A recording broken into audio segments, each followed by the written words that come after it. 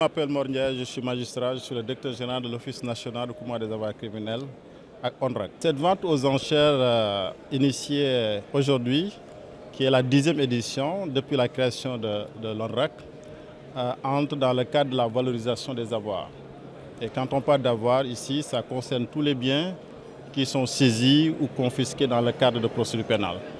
Pour cette 10e édition, pour l'essentiel des lots qui sont proposés à la vente, ce sont des avoirs qui ont fait l'objet de saisie dans le cadre de procédures pénales, soit initiées par le pôle judiciaire financier, soit par le tribunal de grande instance hors classe de Dakar. Pour l'essentiel de ces lots, ils sont constitués de véhicules, comme vous l'avez constaté dans la présentation.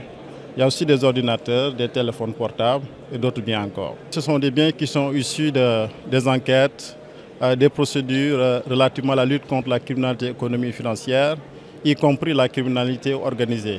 Je peux dire que ce sont des biens qui ont été confiés à l'ONRAC pour la gestion et la valorisation il y a de cela peut-être 4-5 mois.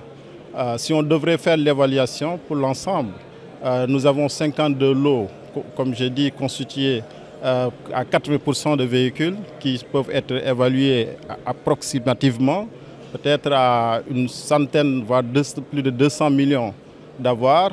Mais comme je l'ai dit à propos donc de la vente, de la description de la procédure de la vente aux enchères, une vente aux enchères, a priori, on ne peut pas savoir ou on ne peut pas indiquer le prix du bien.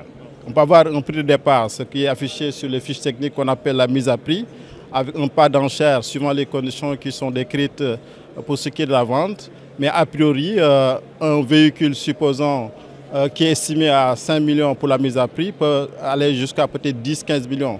À travers les deux biens qui ont été mis en vente tout à l'heure, vous avez constaté que nous sommes passés du simple au double, voire même au triple. Ce qui fait qu'aujourd'hui, on ne peut pas a priori dire que la valeur des biens est estimée à tel montant, mais ce qui est évident, ça augure justement d'une belle moisson pour l'ONRAC qui est chargé de la gestion des avoirs saisis confisqués dans le cadre de cette procédure pénale. Suivant la procédure qui est prévue dans le code de procédure pénale, les avoirs qui sont saisis, confisqués et qui sont confiés à l'ONRAC au fin d'aliénation, à la suite de la vente, le produit est consigné au niveau de la caisse de dépôt-consignation. Je précise que l'ONRAC a un compte au niveau de la caisse de dépôt-consignation.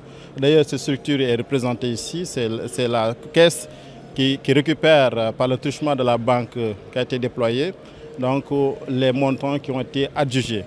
Et donc ces montants sont consignés au niveau de cette caisse de dépôt-consignation en attendant l'issue de la procédure. J'ai précisé tantôt que ce sont des procédures qui sont en cours. La vente avant jugement étant prévue par le code de procédure pénale. Donc le produit est consigné en attendant soit une décision de non-lieu, parce que ça peut arriver, une décision de relax en cas de renvoi ou d'acquittement suivant la nature de la procédure, ou même une décision de condamnation, donc confiscation des avoirs qui ont été préalablement saisis. La saisie est une dépossession provisoire, la confiscation est une dépossession définitive. Donc lorsque une dépossession définitive aura intervenu dans le cadre d'un jugement, alors l'ONRAC procédera au recouvrement de ces avoirs. Parce que préalablement, le produit a été déjà consigné au niveau de la caisse de dépôt et consignation. En cas de non-lieu, comme je disais tantôt, ou de relax ou d'acquittement, la restitution se fera non plus en nature parce que le bien est déjà aliéné, mais ce sera une restitution en valeur. Donc c'est vraiment une façon de valoriser les avoirs, éviter la dépréciation des biens meubles qui sont saisis pour l'essentiel des véhicules. Par exemple, un véhicule est fait pour rouler. Donc la procédure pénale, comme je l'ai dit très souvent, a une vie. Elle peut être courte, mais très souvent elle est longue. Donc elle peut tirer sur 2 ans, 3 ans, 4 ans, 5 ans. Donc il y a lieu de valoriser les avoirs. Et c'est dans l'intérêt de tout le monde, contrairement à ce que les gens pensent. La vente à un jugement, pour moi, est dans l'intérêt de tout le monde, de toutes les parties.